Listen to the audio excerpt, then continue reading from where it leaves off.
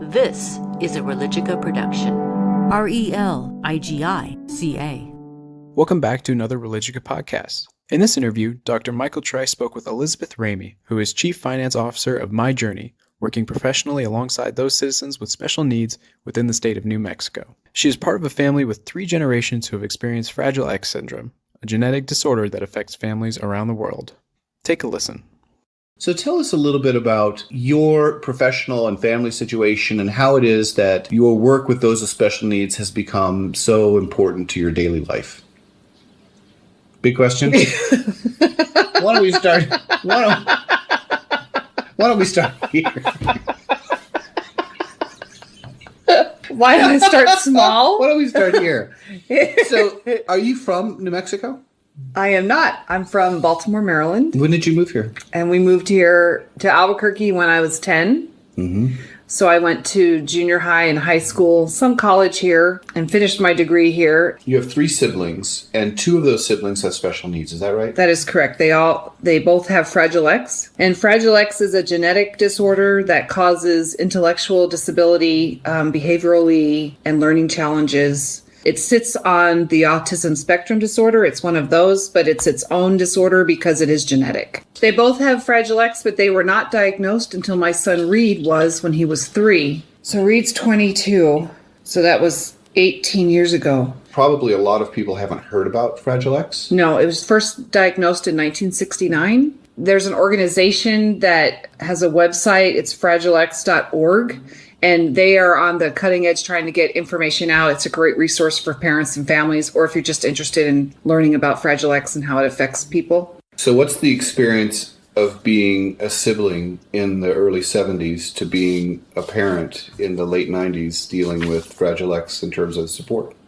There weren't supports. I mean, in the early 70s, I was embarrassed by my siblings. I didn't have a lot of patience for them. I didn't want my friends to know. They were using the word retarded, which is horrible now, but I didn't want my friends to know I had a retarded brother. My mom knew that something was wrong with my brother, but my sister, Fragile X presents differently in girls than in boys. Okay. My sister ended up being more of just a learning disabled. They couldn't figure out what was going on. She was in special ed through school, but there was never a concrete, this is the issue, these are the help you can get. So with your brother, it's more pronounced. It's more than autism. How would you describe it? Definitely intellectually disabled, developmentally disabled. Socially awkward, anxiety. And Fragile X also comes with, you have the learning issues in the beginning, but at the end, there's some health problems that can happen at the end. There's fractas, where you can have tremors, and older gentlemen now are dying from this.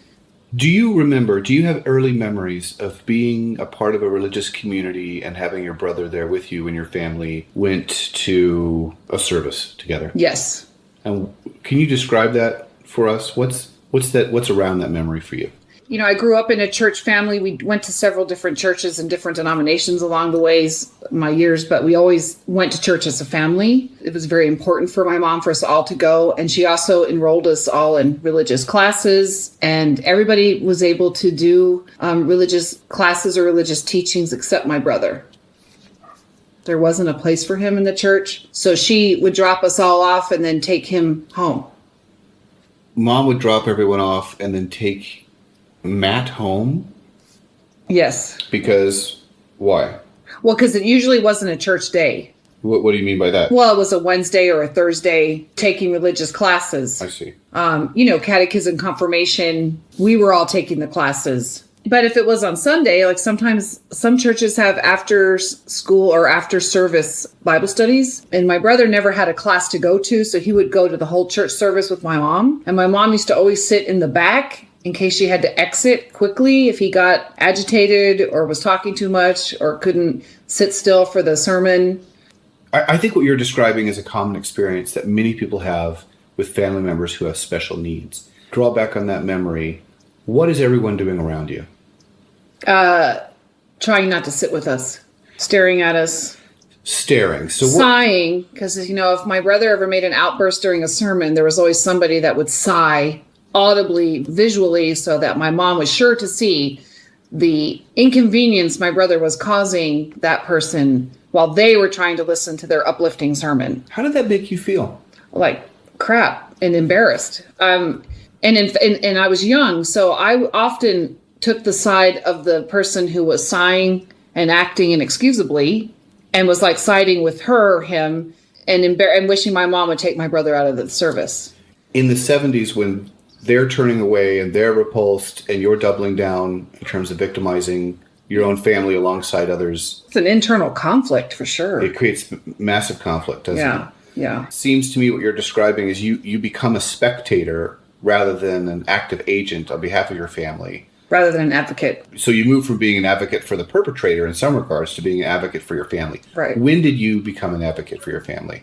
That you were going to approach this on behalf of people with special needs? I think the switch happened for me before I had kids, when I was in my 20s. Looking back, going to college, taking some child psychology classes, and kind of seeing what was going on. When you have a family member with special needs, there's a collateral damage that takes place with other family members just because the family is exposed to all the things you just identified. Right. Staring, kind of stigmatization, misunderstanding, whispering, sighing, all of that. Yes. Judging. Interesting if we're going on the religious aspect, because in my mind, going to church is a safe place. It's where you can go and you can hear the homily, you can be rejuvenated for the next week. You just you get to sort of start anew for a week. And interestingly enough, my kiddo, who was very into going to church for the longest time, recently we're having a little bit of battles to get to church because he doesn't want to go because they stare at me. Your kiddo is 22 years old. He's 22. Mm-hmm. And he recognizes the staring, and what does he think about that? Well, he doesn't like it, and he doesn't quite understand it. What do you expect a church or a community of faith to be as a safe place where you and your family and other families with special needs kids can show up and participate? Well, I think welcoming is the huge thing. Okay. Not turning your head when you see us walk in. Offering social opportunities, Bible study, religious opportunities, Bible studying, whatever. Take a look at the stories that frame the community together. Yeah. I mean, we had to go through catechism and everything, and there wasn't a catechism for my son. So what's the report card on your community? Well, before I answer that, I would say that I think, now that I'm older, I feel like I have a stronger religious background than I did in the 70s. That God just doesn't do stuff to be, I'm just going to mess with this family and give them a special needs person because it's going to disrupt their lives and I'm going to sit up here and watch. So I think everything has a reason, and I think it's been a gift. So what's the role of the church to recognize your son as a gift to the community? Well, I think they should recognize special needs people as angels walking. So if we were in Mass today and an angel walked in, everybody would stop and be in awe of the angel, want to touch the angel, want to hear the angel speak to them, want to get confirmation from the angel. And when Reed walks into church, that's what should happen. People should be honored to have Reed or any special needs person. People walk in that could be other angels that walk in that we don't know, and that we're going to treat people differently. And isn't it the case that church should be a place where, people come with all kinds of problems? Oh, yes. There's underlying depression, there's other physical ailments, people have autoimmune disorders that are impacting their lives.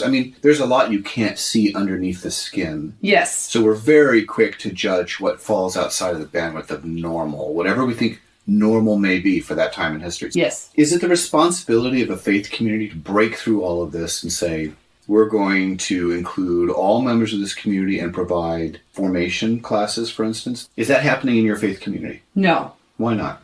I don't know why, because my priest, no one's ever come to me and said, hey, what can our church do for your son? It's always been, you need to come every Sunday. This is what you need to do for your church. So that's the first step. Welcome. And if you're going to welcome, make sure you ask the questions, right? And what are the questions?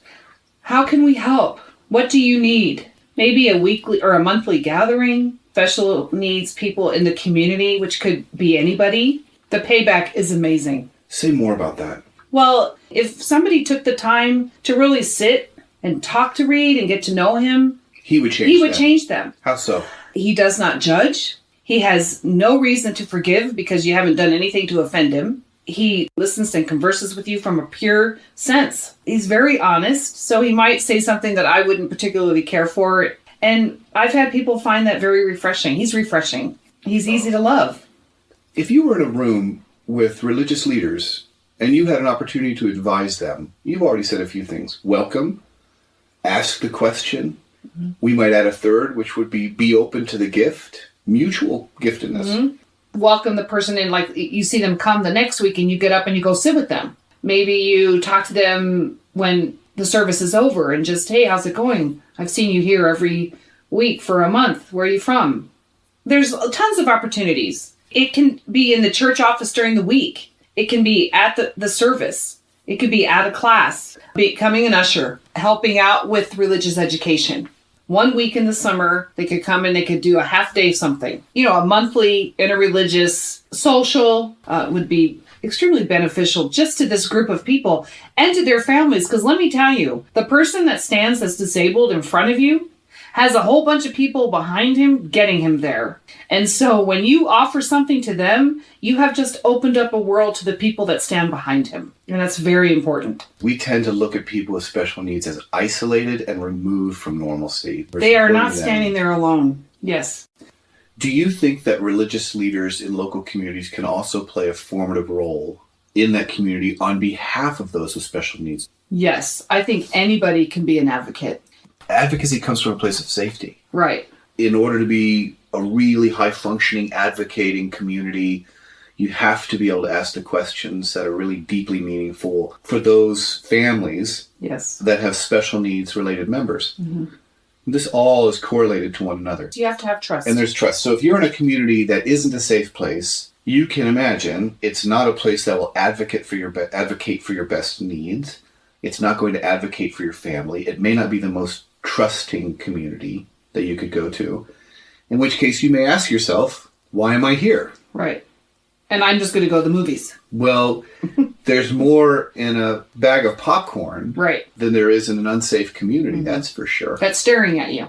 There was another community I was associated with at one point, and there was a woman in her early 60s who had multiple sclerosis. It was severe. She was in a wheelchair and had extreme difficulty articulating her ideas. Mm-hmm. She had spent 30 years of her life as a functional engineer. She was a very bright person, experienced, I think, a tremendous amount of frustration in the community where she served because people wouldn't talk to her. Mm-hmm. They felt awkward in front of her, but it was really a selfish response on their behalf because they may have felt awkward, but she felt trapped. Different feelings. I have a privilege to feel awkward. I have no power when I feel trapped. Right. So community and safety isn't just a word. Well, the question is, am I safe to be so broken in this place? And there was a member of the community who struck up a conversation with her over months. He really learned how to hear her. He was able to demystify what many people were feeling, which was anxiety. So now who has the special need in that circumstance? Who really has the special needs? Not her. Or those people. Those people. With all of that kind of cauldron of activity that they can't seem to get through, that's trapping them too. Right. Yes, we have issues. Yes, we feel uncomfortable. Yes, this is weird for us and we're not used to it and we didn't grow up with it. Most religious communities have some form of recognition of care for widows and orphans and others who are in conditions of need.